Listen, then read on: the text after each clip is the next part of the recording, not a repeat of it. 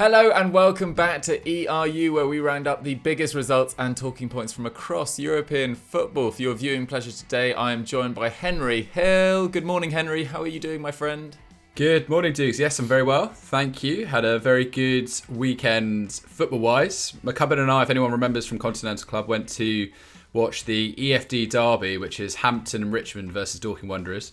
Doesn't get any bigger. It doesn't get any bigger. You're exactly right there, Dukes. 2-1 to Dorking, top of National League South.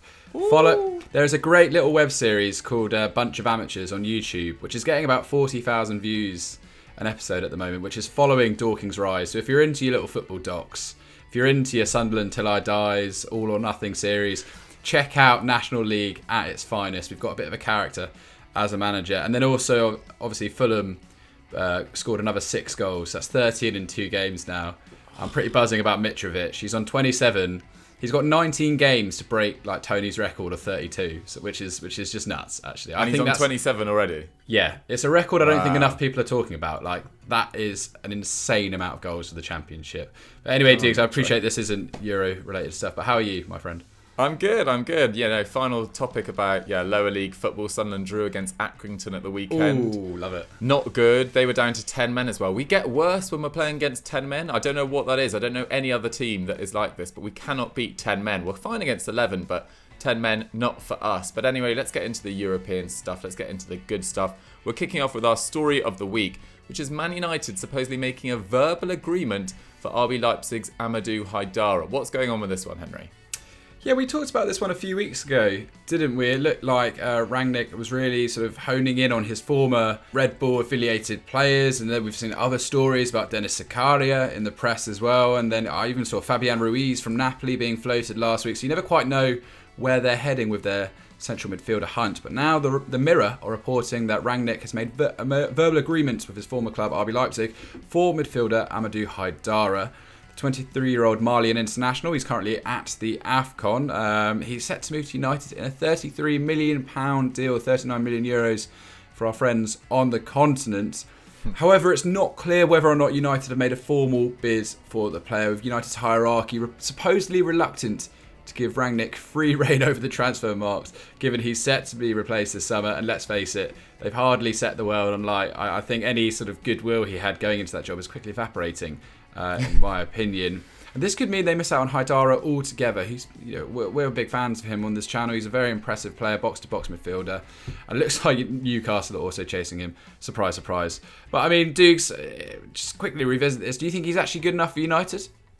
It's a bit like Zakaria, isn't it? I think he's a better improvement on Fred, McTominay and Matic, which isn't saying much. Again, United looking like they couldn't really retain possession in their 2-2 draw with Aston Villa at the weekend.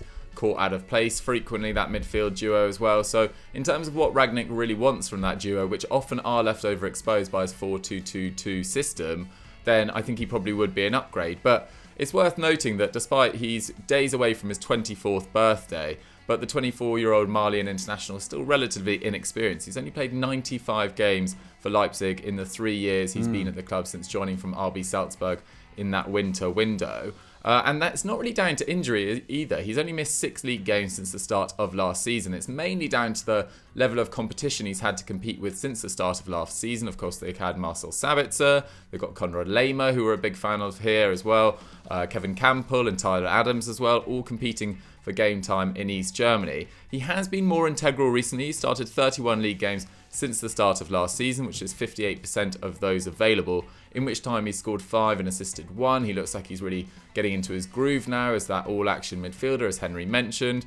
But his underlying numbers, which aren't everything, of course, you've got to go use it with the eye test. They are an indication of how a player performs, but not the be-all and end-all. They're not that impressive, really. 2.2 tackles and interceptions, just a 46% tackle success rate, which is lower than McTominay, Fred and Matic's.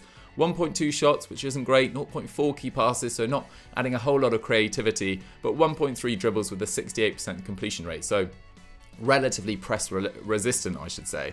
So he seems like a solid all-action midfielder without being truly exceptional at anything at the moment. But he is, as I say, 23, nearly 24.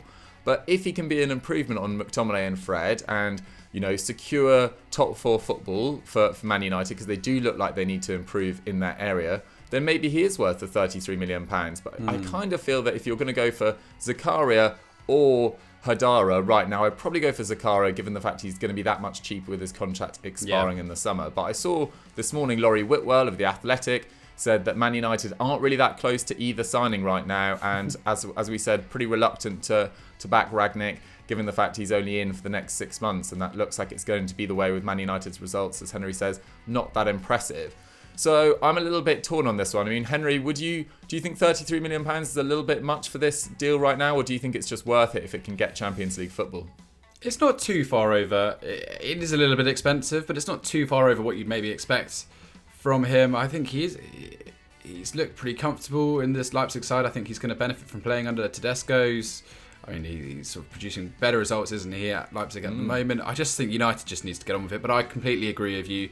If you're looking for a short-term option, just to at least throw a body in there, have an option of sort of quality standard, then Zakaria for almost a third of that fee, I think, would be a much more feasible option to look at. And then maybe in the summer, once the dust is settled and everything, maybe that's when you start looking at Haidara, see if he genuinely is the sort of the finished article which you need. Because still, as we've said many times, 39 million euros is a lot of money to be spent on a midfielder, especially one you're not too sure about, maybe 50-50 on. So let's maybe wait and see on this one. I'd go for Zakaria like you, I agree. Absolutely. Let's see. Man United fans, are you a little bit frustrated with your board seeming reluctant, to back Rangnick? And do you feel like they're missing an opportunity to secure top 4 football this season? Let us know in the comments down below. And let's move on to our result of the week. Okay, so our result of the week comes from Germany, where Dortmund rolled over Freiburg 5-1. A result we thought Dortmund might win, not by this margin though. And this comes in from @Meunier, the GOAT. Everyone knows I love Thomas Meunier. Back with a bang this week, wasn't he, Dukes? He was exceptional. 2-headed goals from 2 corners from opposite sides of the pitch as well. Got BVB into a great start in the first half. But quickly, before we get into this win, just a quick shout out. Well done to Real Madrid for winning the Spanish Super Cup. Well done Hellas Verona for beating Sassuolo 4-2. Hell of a result for them. Yep. In a very up and down season for Verona. And Rennes also thrashed Bordeaux 6-0, which is a hell of a result, given Bordeaux had a pretty good result against Marseille a couple of weeks ago. But yeah, this was great stuff from Dortmund, backing up their 3-2 comeback win against Frankfurt. And they just continued that confidence into this game. I thought they were relentless against Freiburg, particularly in the early stages as well. It was probably their best performance of the season. They had 20 shots with 7 on target to Freiburg's 5 and 4. They racked up 2.4 XG against a side that hadn't conceded more than 2 goals in a game this campaign. As I said, it was Meunier the GOAT, who opened the scoring with 2-headed goals. That's 24 set-piece goals by Dortmund so far this season. I believe that includes penalties as well. That's 6 more than any other Bundesliga side. And we've frequently criticised them for their defending from set-pieces over the last few years. So it's great to see under Marco Rose they're managing to make some, cause some damage at the other end of the pitch. Erling Haaland then ended his huge 2-game goal drought with the 77th and 78th goals of his 77-game Dortmund career. What a phenomenal record that is. But yeah, most of the headlines were created after the game rather than by his on-the-pitch actions. By his interview with Norwegian TV channel Viaplay Football, the 21-year-old said, "Dortmund are pushing me to make a decision about things, but I just want to play football." I think that's a little bit narrow-minded from Erling Haaland. I'm not surprised that Dortmund want a decision on probably their greatest asset they've ever had in their history, and whether he's going to stay for another year or whether he's going to go, and whether that release clause is going to be activated this summer. And Dortmund CEO Hans-Joachim Watzke made perfectly clear that they needed an answer. He said he's a spontaneous person, he is allowed to do that, in reference to Haaland complaining.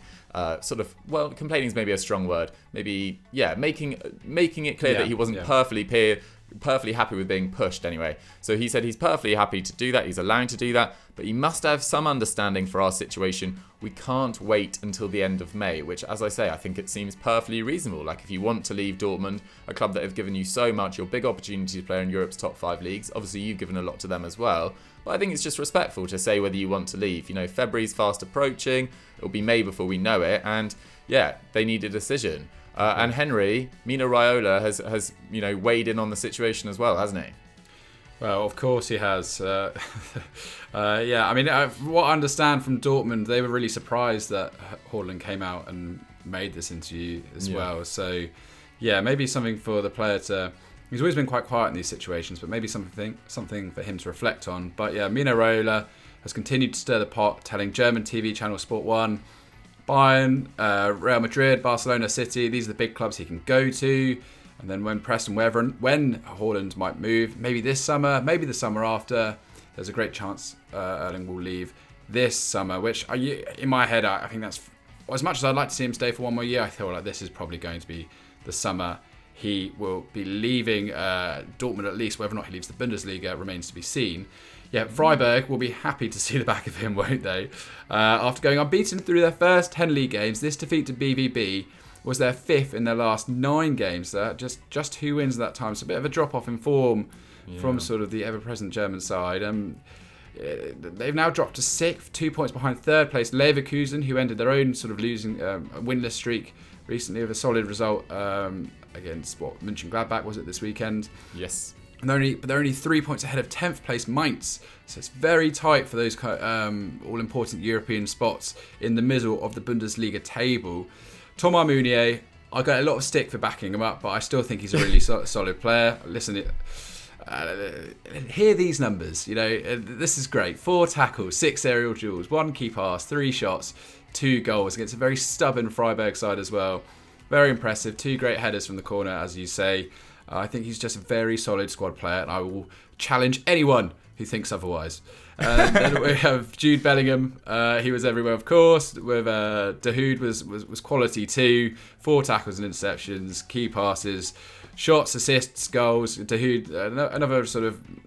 I think he's been really important to this Dortmund side, particularly with them sort of leaking players with injuries, etc. Absolutely. This season, Dortmund are kind of keeping their nose in the title race. I don't think it's there or thereabouts, but Bayern got that 4-0 win away at FC Köln, so they've still got that 6-point lead. But Dortmund do have games in hand against 4th placed Hoffenheim and 3rd placed Leverkusen. So let's see what will happen down the line. But Dukes, on Dortmund's title hopes, do you think they can close the gap, or is it just too much of an ask? Do you think once Bayern get back in the groove, that'll be that? Yeah, I'd have thought it would be that. I mean, they do still have some players out with injury. I think Akanji's out. I think Zagadu's barely put together a run of games. I think Gio Reyna will probably come back at some stage this campaign as well. So you'd expect them to hopefully continue to get better. And it's been great to see Daniel Marlin in the last 2 months finally begin to justify that price tag as well. After a really difficult start to life at BVB, he's been excellent in the last few months. I think going into this game, it was 5 goals in his last 6 games, I think. So Dortmund, I think they'll be happy with 2nd place this year. They'll just be a little bit worried about what's going to happen with this Haaland situation in the summer. Absolutely. And let's not forget they've got a chance for the Europa League as well. Big clash against Rangers. So maybe some silverware to finish on. Maybe that'd be the kind of thing that pushes Haaland potentially to stay at least for one more year. Anyway, let us know below if you think Haaland should stay or go at Dortmund. Let's move on to our star of the week. Okay, it's time for Star of the Week, everyone's favourite section, and we've gone for Kylian Mbappe, which I don't think a lot of people would have necessarily chosen, but we both really enjoyed his performance this weekend, and as did DJ_Mavis89, who suggested it as well. But there were some other people that definitely deserve a little bit of praise as well, Henry. Yeah, Jan Sommer, who I know you're a big fan of. He saved 2 penalties against Leverkusen, but obviously they ended up on the losing side. And Robert Lewandowski as well, another hat-trick for the great Polish forward, this time against Köln. I think he's smashing it once more. It's just his form over the last few years. It's just been unbelievable. But yeah, Kylian Mbappe, he looked pretty sensational against Brest in PSG's 2-0 victory. Another sort of standard scoreline for PSG this season, isn't it? But his 90 looked like this: 87% pass accuracy, 1 aerial duel, 6 dribbles, 4 key passes, 8 shots and a goal. Whatever the concerns might be over his long-term future, where his commitment lies, you cannot deny his professionalism when it comes to results on the pitch. He's just been ridiculous this season, hasn't he, Doogie? Yeah, absolutely. Absolutely sensational. I can't believe he's 23 now as well. That time has just flown by. But yeah, 10 goals and 8 assists in 19 league games. He's got another 8 goal contributions in 6 Champions League games as well. He's one of 3 players in Liga, alongside Ludovic Ajorc of Strasbourg and Nice's Amin Gouiri, to provide over 15 league goal contributions to date in Liga. 5 goals and 2 assists in his last 5 games for PSG, who are now 11 points clear at the top of Liga, despite some ropey December form. But yeah, Mbappe is he's just the most complete forward in the game, I think. His passing, his movement, his link-up play, his running in behind, his finishing. He's just a joy to watch. And whoever signs him this summer, it looks like it's going to be Real Madrid. it's almost definitely going to be Real Madrid, have got just the forward that has the opportunity to contribute, I don't know, 30 league goals for the next 10 years, which is just, going to consistently put you in the title mix. And long may it continue. Hope he gets that Champions League at some stage as well, and crowns what has been a phenomenal start to his career, and still just 23. It's absolutely nuts. But guys, that is all we've got time for on ERU for this week. I hope you guys enjoyed the show. Henry, what should they go and watch now from our content? Oh, if you haven't checked out our Continental Club already, we've had great viewing figures for the most recent episode. So well done to you on that one, Dukes. That was looking at it's team effort, very much a team effort. Artur, Bruno Guimaraes, looking at sort of some sort of transfers that would make perfect sense this season. And then if you haven't checked out our recent explained on the rise and fall of Philippe Coutinho, give that a watch as well. Perfect start for him this weekend for Villa. Absolutely. It's a glorious start. Great work from Jacob Ramsey in the build-up to that goal as well. Really enjoyed Villa's comeback. Guys, let us know what you guys thought of the show. Have a great week, and we'll catch you later on in it. See you later. Bye.